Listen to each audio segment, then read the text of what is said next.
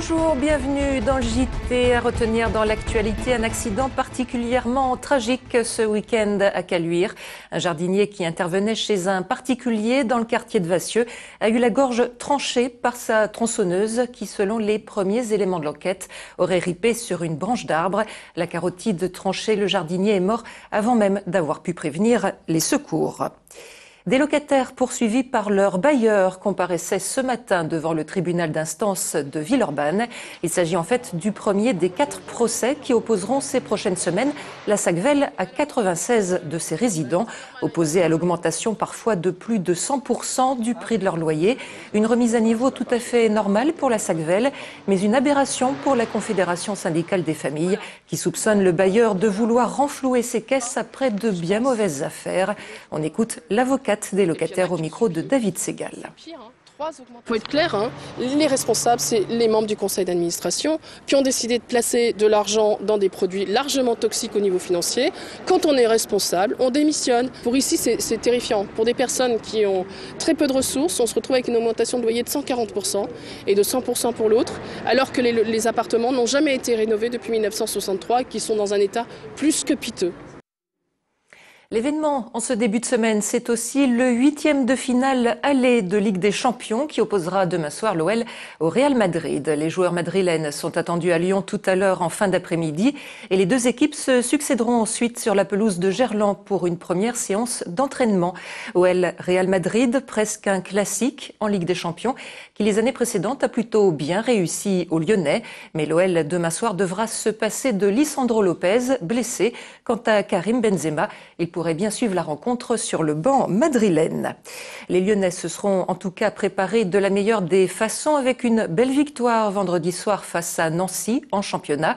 Enfin en rugby, le Loup confirme sa suprématie en tête de la Pro D2. Le résumé sportif du week-end est signé Émilie Deschamps. La défaite de Lille à Montpellier relance le championnat et la course au titre. Grâce à sa victoire 4-0, la plus large de la saison, l'OL revient à 3 points du leader. Surtout les Lyonnais ont fait le plein de confiance avant le choc face au Real demain soir. C'est bien sûr bien de gagner avec une telle différence, de montrer un très bon match et de se mettre en confiance. Ça nous donne beaucoup de confiance. Face à Nancy, les joueurs entrés en cours de jeu se sont illustrés. Un signe fort envoyé à l'entraîneur. La chasse à la titularisation pour le Real est ouverte. On en parle beaucoup en ce moment, qu'il y a des joueurs qui jouent moins, notamment moi, et puis Joe, Jimmy, Cello. Ce soir, tout le monde avait à cœur de montrer qu'on était encore présent et on l'a bien montré au coach. Lisandro est quant à lui déjà forfait pour demain soir. Le Real, premier match d'une semaine capitale pour l'OL, qui ira défier le leader lillois dimanche prochain. En rugby, le Loup est allé chercher le nul à Grenoble 12-partout dimanche après-midi. Ce score combiné à la défaite d'Albi fait l'affaire des deux équipes et surtout celle des Lyonnais, leader avec 8 points d'avance. Lyon s'est ouvert un boulevard vers la montée en top 14. C'est sûr que là on a un peu plus les yeux vers le top 14. On essaye de faire quelque chose, une bonne fin de saison, il reste 9 matchs. Invaincu depuis maintenant 10 matchs, le Loup bénéficie d'un calendrier plutôt favorable pour la fin de saison.